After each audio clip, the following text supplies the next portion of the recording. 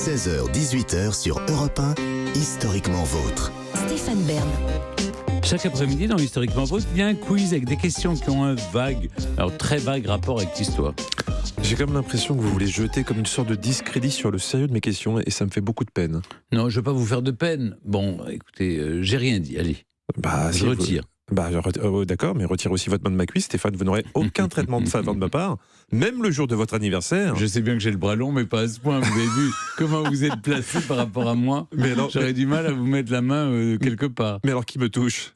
Je ne veux pas tout savoir. Il y a quelqu'un sous votre table. J'en ai peur. Allez, sortez de là. On va jouer tout de suite.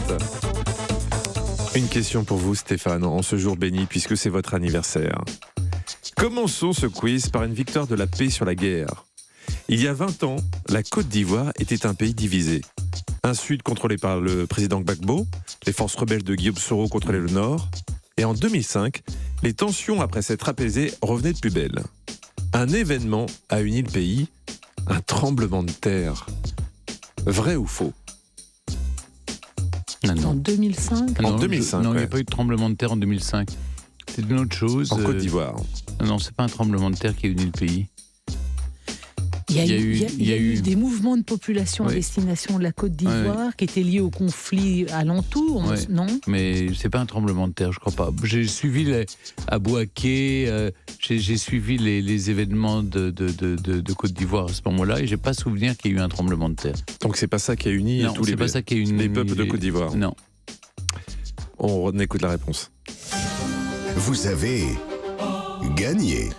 Vous avez raison, ce n'était pas un tremblement de terre au sens propre du terme, mais une qualification du pays pour la Coupe du Monde de football. Le footballeur star Didier Drogba a pris la parole après l'exploit. Hommes et femmes de Côte d'Ivoire, du Nord, du Sud, du Centre et de l'Ouest, nous avons prouvé aujourd'hui que tous les Ivoiriens peuvent cohabiter et jouer ensemble avec un objectif commun, se qualifier pour la Coupe du Monde. Un cessez-le-feu a été signé et respecté. Comme quoi le foot, ça n'apporte pas que des mauvaises choses. La paix des braves, c'est beau Oui, ça. c'est beau. Belle histoire. Ça me vaut un point quand même. De toute façon, aujourd'hui, je vous en donne autant que vous voulez. Non, je veux la justice. Il veut les gagner durement. Voilà. Écoutez. Généralement, il a beaucoup de mal quand même à gratouiller un point. Alors bon, vous n'allez pas lui en faire ça. On verra s'il fera autant le malin après une première mauvaise réponse sur la deuxième question. Une question pour vous en attendant, Clémentine. L'arbre double de Casorzo est un vrai arbre. L'arbre double de Casorzo. Exactement. Il se situe en Italie, en région frontalière de la France et la Suisse. Il marque symboliquement la frontière et le début du Piémont. Alors, j'en pense ça. L'arbre double de Casorzo est un vrai arbre. Il se situe en Italie, en région frontalière de la France et la Suisse. Il marque symboliquement la frontière et le début du Piémont, une principauté créée de toutes pièces par la maison de Savoie au XIIIe siècle. Vrai ou faux?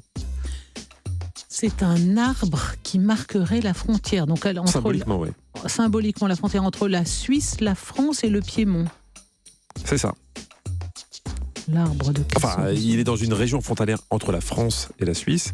Et ça Alors marquait attendez, le début comme je du sais Piémont. que le roi du Piémont, on lui a donné une partie Ah oui, mais ça c'est bien plus tard, parce qu'on lui a donné une partie de cette région parce qu'il adorait la chasse, il allait chasser dans ces régions-là, justement, le roi d'Italie. C'est pour ça qu'on lui allait...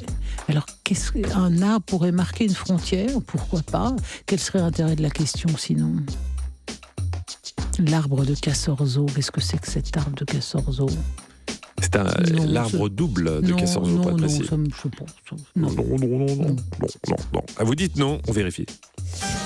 Vous avez gagné. En fait, c'est juste un arbre situé effectivement dans le Piémont. Il est double parce que c'est un mûrier sur lequel pousse un cerisier. Et c'est pour ça qu'on appelle un arbre double. Ah bah, je suis contente d'être là. Ça veut dire, elle est bien pourrie ta question. On ne fait pas de commentaires, voyez-vous, on veut garder de bonnes relations. Mais vous êtes sans pitié. Une question pour vous, cher Stéphane. Alors, je ne sais pas si, comment vous avez une passion esthétique pour les lavabos. Oui, vous aimez? Les Villeroy et Bosch, surtout. Ah, il y a un petit placement de produit qui vient de s'opérer, là. Ah, c'est une fabrique luxembourgeoise à l'origine. D'accord, excusez-moi de vous déranger. Vous ne me dérangez pas, je suis ravi d'en parler avec vous. Mais on peut en parler, des lavabos, baignoires, des toilettes. Vide les baignoires et remplit les lavabos. Et les bidets, on en parle ou on n'en parle On pas? peut parler des bidets. Très bien. Ah oui, oui. Ah oui, parlons des bidets. hein. C'est un cheval, On le en bidet. trouve moins.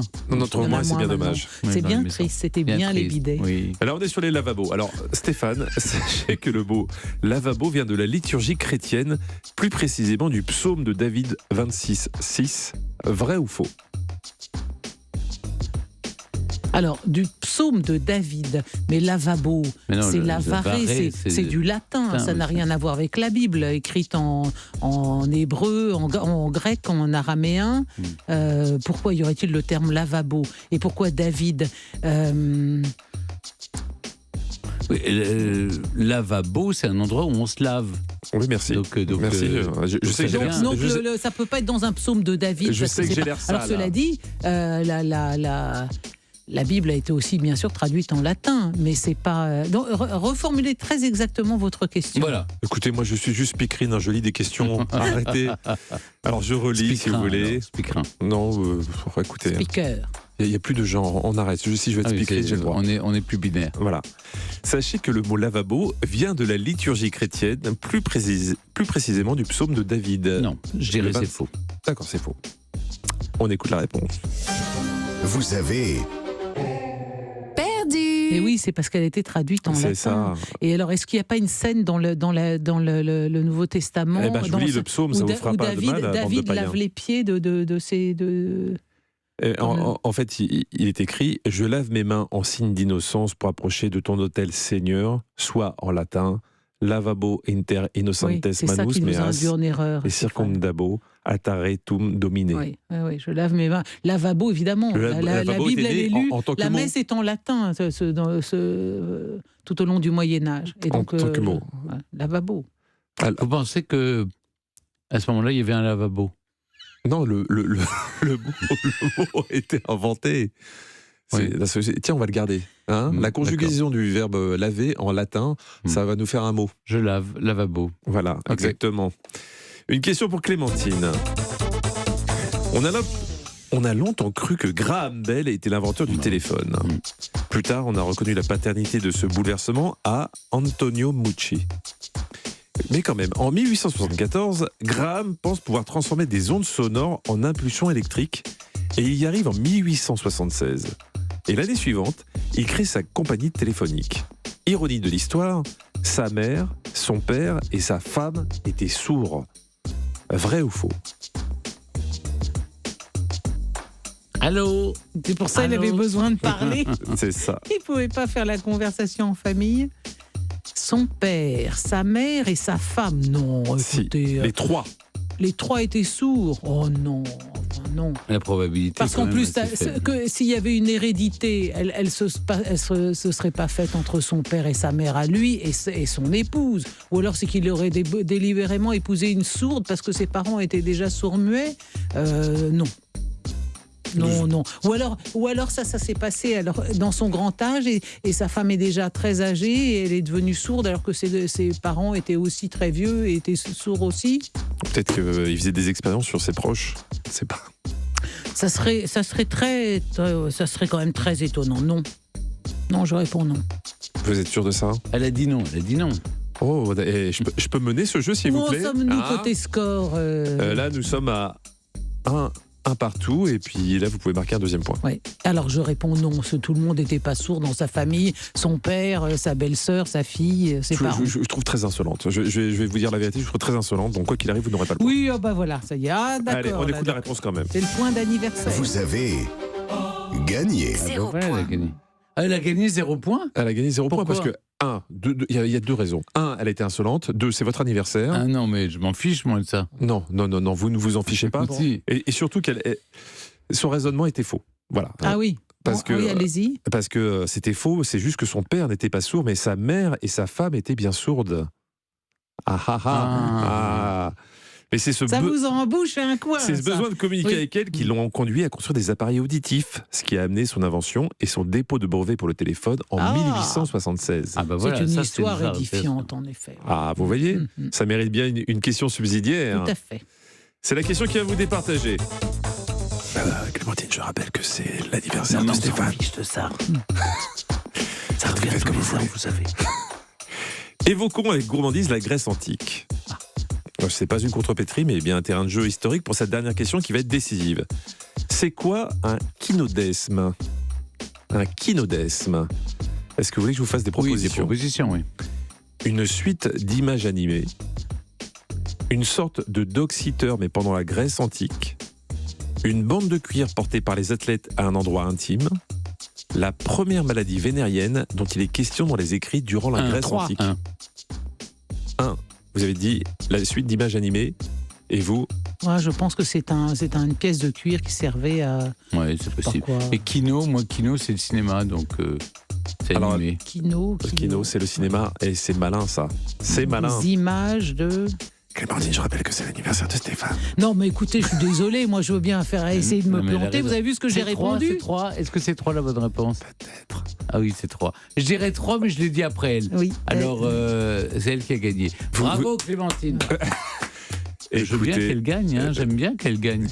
Qu'est-ce qui Elle est vous ferait forte. plaisir pour votre anniversaire de gagner Qu'elle gagne, que Clémentine gagne. Eh ben, on va faire plaisir. C'est Clémentine qui gagne. Bravo.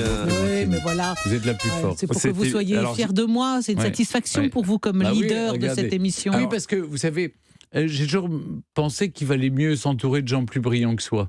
Mais qu'est-ce que je fous là alors? Non, je n'en demande pas tant, moi, Ouais. Stéphane. hein. Non, Non, mais mais- voilà. Ah bah si vous l'avez voulu. vous J'essaie de me l'avez montrer au niveau Ouais. par gratitude. Est-ce que je vous parle du kynodesme Allez-y, quand même? oui, Alors, mais le- ça m'évoque quelque chose. Le une kynodesme, pièce- c'est avec un Y, hein, le kino. Ah et oui, c'était une bande de cuir portée autour du prépuce pendant les épreuves par les athlètes de la Grèce antique. Le but, ne pas dévoiler le gland qui était une partie importante de l'anatomie humaine. On a retrouvé des preuves de l'existence de kynodesme sur des poteries, mais bon, il fallait avoir une bonne vue. Sinon, au 5e siècle avant JC, JC, je l'appelle Jacques JC. Chirac, bien sûr. Jésus-Christ pour les intimes. On en parle dans un texte écrit par Échille, un immense auteur de tragédie grecque, je vous le Ah rappelle. oui. T'as pas un kynodesme Voilà. Très bien, mais merci Voilà. beaucoup. Écoutez, Merci, c'est une Clémentine. victoire pour Pour Clémentine, mais Bravo. c'est un anniversaire pour Stéphane. Merci. À demain, Clémentine. À demain.